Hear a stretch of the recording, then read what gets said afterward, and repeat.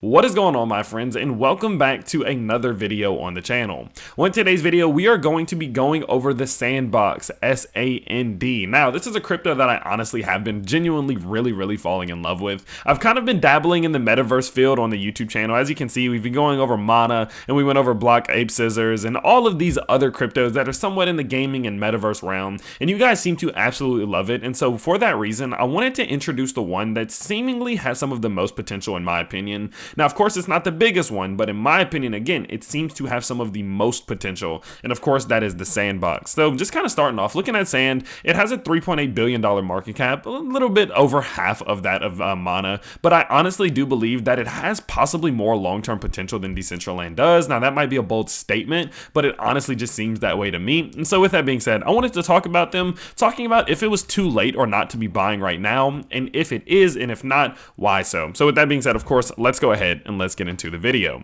So just kind of looking at this thing from a long-term perspective, I'm sure you can kind of already get the feel that no, I don't believe in a long-term sense that it is too late to be buying Sand, okay? Now, the reason that I say that is due to the fact that realistically, the future for metaverse and gaming is just getting started. Looking at Facebook and looking at Nike and looking at all these massive companies getting involved, of course, there's no way it's going to die off with the mass adoption of the metaverse that is happening at the moment. Now, will it slow down? Will it cool off at some point? Sure, I'm sure it will. But realistically, whenever we even get to a point in crypto that we see cryptocurrencies, you know, the overall percentages that we have in our portfolios dropping into some type of crypto winter, I do believe that it is going to be up to the gaming cryptos to really take over to generate people income. And that's when I think something like SANDBOX and something like Mana will really take over. So overall, I believe that the future is still bright. So if you have a long-term perspective on Sand, then I honestly do believe that even buying now, no matter what the short-term risks are, can always lead to some future gains, especially as I don't believe that it should be half the market cap of Mana. Now, this is all just my opinion, but I definitely think it should be much closer there, just in my own personal opinion, of course. So with that being said, looking at it from a long-term, like years and years perspective, no, I don't think that it is too late to be buying whatsoever. Now, looking at it from more of a midterm perspective, I would 100% say that it is a little bit more of a risk at this exact moment to be buying. Now, a few of the key reasons is, of course, we did just see the big run, okay? So, and I know it's a little bit cliche to talk about cryptos after they've run, but over the last 2 months, I mean, it's up 600-700%. So, of course, in the midterm, looking at this thing, will there likely be some type of larger retracement to the downside? You know, maybe even back down to some of these levels like $3 or something like that? Yeah, that is still very within the realm of possibility. Now, if we look at something like the RSI, for example, we can go ahead and see as well that we are looking at some bearish divergence. Now, what bearish divergence is going to be, made simple, is whenever on your RSI, when you're in overbought territory, as we can see here, this is a little bit of info, just in case you want a little bit extra info on learningmarkets.com, you can see here that whenever we set these highs and a lower high, whenever we are above 70 on the RSI, and on the price, we're setting a high and a higher high. This is bearish divergence. This is a sign that we are quote unquote overbought, which isn't really a thing, but we're quote unquote overbought. We are a bit extended and that the momentum in the overall bullish strength is dying down, okay? And so what that tells us is that at some given point, this will correct. At some given point, this will end up seeing that larger retracement in order to allow this RSI to cool off, maybe a pullback to 50 before starting to work its way back up again. And so what that tells us is that if we are buying now, we definitely need to be doing it in a very cautious manner because there is the risk of that pullback happening, especially as we have seen that decrease in volume.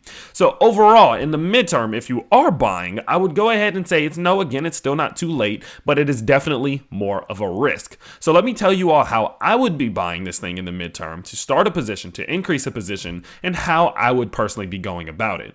So how I would be going about it is buying in two different waves. Wave number one is on the breakout of a bullish structure, and the second one is on the breakout to the downside and establishments of support. So let's talk about that first one there. So what we can see at this exact moment is the formation of this descending wedge. Generally speaking, this is going to break out to the upside. What that means is that the price will break through this top yellow line right here and continue out to the top side to set a new high. Generally, that is what's going to happen. So what that tells me is that a possible buying point on the breakout of the structure would be justifiable because there is the possibility that in the short term, we do see some type of big continuation to the upside. upside. Now, for this exact example, I'm not going to go too far into depth, but what I would rather do just in this exact, this descending wedge here is I would be waiting for actually the break of 446. Now, the reason that I say that is because we have an extreme level of resistance here. What that means is that even if we break out of this wedge, there's a chance that we roll back down and we have to establish some support, creating some type of inverse head and shoulders before, boom, seeing the move to the upside. So what I would be doing is waiting for the 4-hour close up above $4.46 before making that big buy, before increasing my position or starting a position or something of that nature.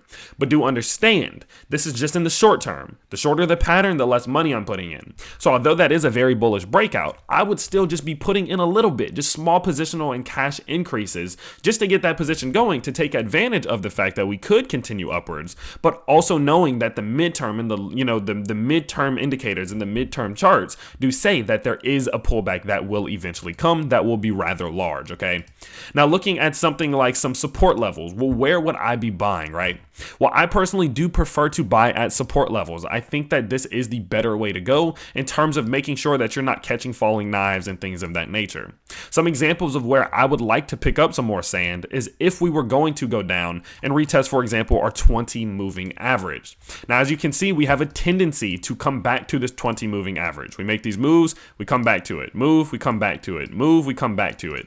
So we have a tendency to resort back to it, meaning that at some given point, we are going to come back down to this 20 moving average. And at that point is when I would rather be increasing my position rather than just buying it while it's already still very extended up into its Bollinger Bands. The same applies for its exponential moving averages. We can see here that we have tendencies to come back and resort back to these exponential moving averages here and there. What that tells me is that we are still at the risk of seeing this thing falling back towards $2, maybe even a little bit under $2. I don't think that's going to happen, but the risk is there. And so while I'm barely going to be laddering in as we do see these bullish confirmations to the upside, I would definitely be sitting on some cash ready to purchase this thing as it does hit some of these key support levels, because in the long term, I'm under the belief that it will continue upwards and it will see some growth as the future does progress and as the metaverse does continue to dominate. So overall, guys, this is the way in which I would be playing this thing. Small cash entries on bullish breakouts,